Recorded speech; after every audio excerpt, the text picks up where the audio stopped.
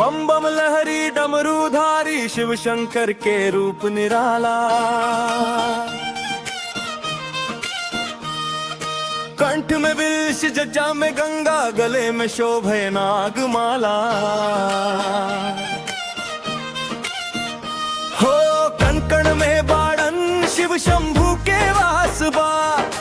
कलयुग में भी भक्तन के उन्हीं पर विश्वास बा।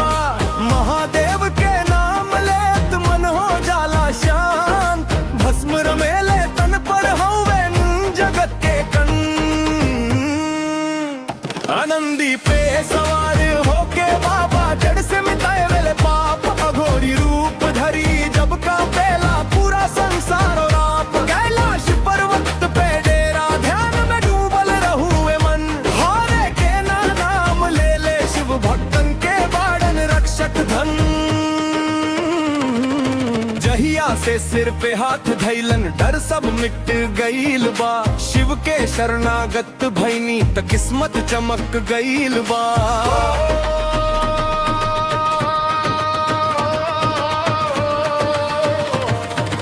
ओम नमः शिवाय, ओम नमः शिवाय जपा करी। शिव शंकर के चरणों में सब दुख अर्पण करी। बम बम भोले हर हर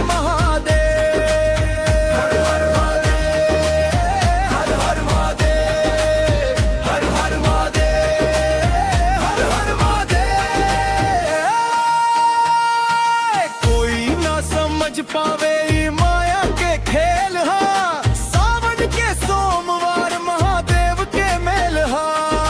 बिल्व पत्र चढ़ा के भक्त अर्जी अपनी लगावे ले। शिव के भक्ति में लीन होके दुनिया के गम भुलावे ले। तन मन से जो ध्यावे वो खाली हाथ न जाला। शिव के नाम के जादू हर भक्त के दिल पे छाला।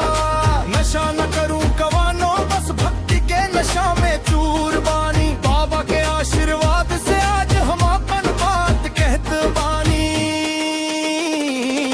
महिमा तार अपरंपार कितना गाई हम।